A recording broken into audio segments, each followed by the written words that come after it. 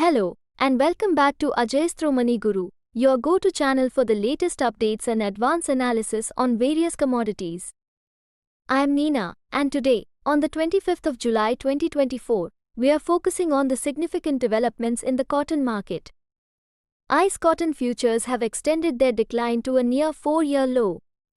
On Wednesday, the December cotton contract fell by 83 points, closing at 68.65 cents per pound. This drop marks the lowest point since October 2020 and represents the second consecutive weekly decline. The March and May contracts also saw declines, with March falling by 95 points to 70.41 cents per pound and May by 100 points to 71.82 cents per pound.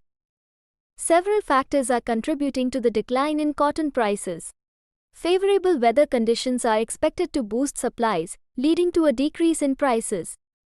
Additionally, there is negative sentiment in the wider financial markets, which is also putting pressure on cotton prices.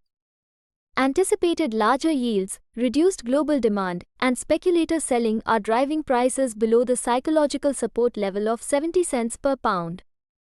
In the financial markets, the US dollar index weakened, down 90 points to 104.085 for nearby futures. Meanwhile, crude oil rebounded from Tuesday's sell-off, rising 33 cents to $77.29 per barrel. However, the market's focus remains on the wetter weather expected in parts of the southeast in the coming week.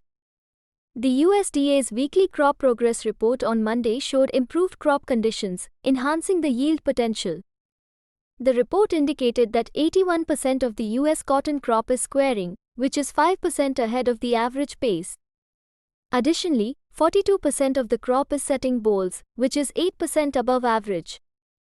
Condition ratings improved, with 53% of the crop rated good, excellent, an 8% increase from previous ratings.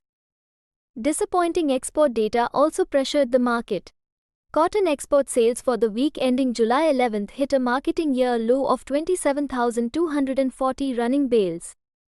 Despite this, new crop sales reached a 5-week high of 165,590 running bales. Actual export shipments totaled 113,106 running bales, the lowest since November.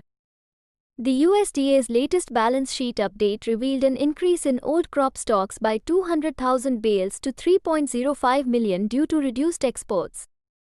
New crop planted acreage rose to 10.67 million acres, and harvested acreage increased to 9.67 million acres, raising production by 1 million bales to a total of 17 million. Projected end-of-year stocks for the 2024-25 crop year increased by 1.2 million bales to 5.3 million. Globally, the old crop carryout was reduced by 1.66 million bales to 79.31 million.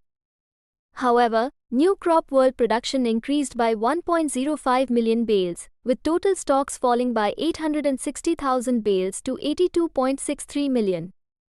On July 23, ICE cotton stocks remained unchanged, leaving 38,466 bales of certified stocks.